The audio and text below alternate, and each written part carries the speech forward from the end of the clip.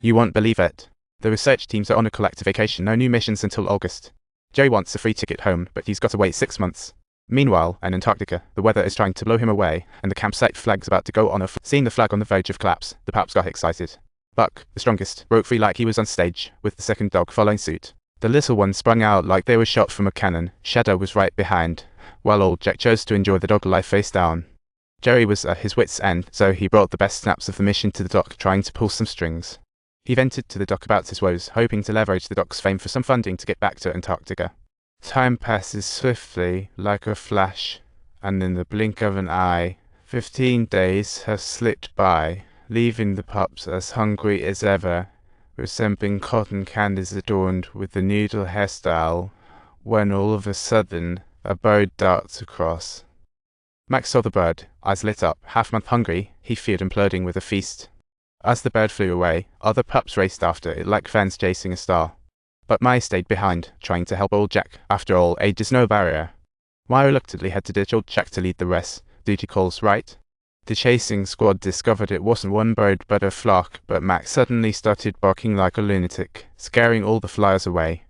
Maya rushed to assign positions to others, yelling at Max, "You simple-minded goof, can you just zip it?" Max followed orders like a good pup, and Maya turned to prepare the grand hunting plan. He stealthily crawled toward the flock, more serious than a reconnaissance mission.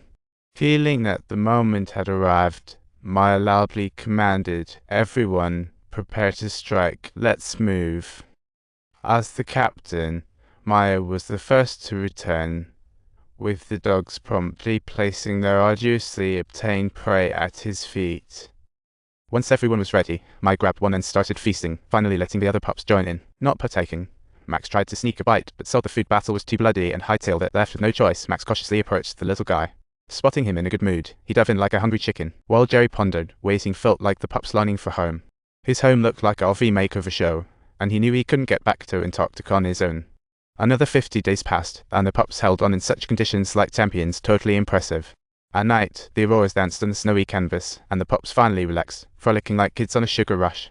When he saw Buddy fall, Maya dashed over, and the injured Jew looked like a special agent in distress. The pups could only keep him company, unable to drag him away, and after a night passed, they knew the snow pile wasn't their cozy den anymore.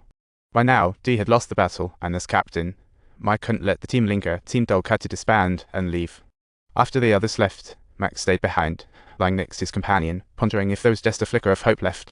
After a while, Jerry returned to the dog yard, where those 8 sled dogs were his legacy. As Jerry flipped through the Antarctic photos, the former owner remarked after hearing about Jerry's plight, "The pups did what they finding them is one thing, getting back to set himself free is the real deal." Those words solidified Jerry's resolve, and while packing, he stumbled upon an invitation, lighting up with joy. Before heading out, Jerry attended the Doc's Awards ceremony, where the Doc was praised for finding the meteorite. After the ceremony, Jerry said he'd go to NC tonight, though cash wasn't enough for Antarctica. But he decided to head that way first, and he'd figure things out when he got there. The Doc was inspired by Jerry's determination. Back home, the kids were already asleep when Jerry spotted a drawing saying, "Dogs are heroes, they saved Dad's life." Reflecting on his Antarctic escapades, the Doc cracked open the fun ledger, discovering some spare change still lying. By this time, the pups had endured 152 days in Antarctica, Solo Max circling back to where the Doc hit his mishap.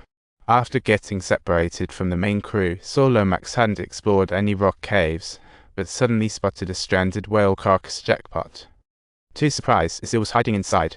Max freaked out and bolted faster than a rabbit on caffeine. He ran all the way to a wall, only to see Maya and the other pups had found their way too tired to take a risk.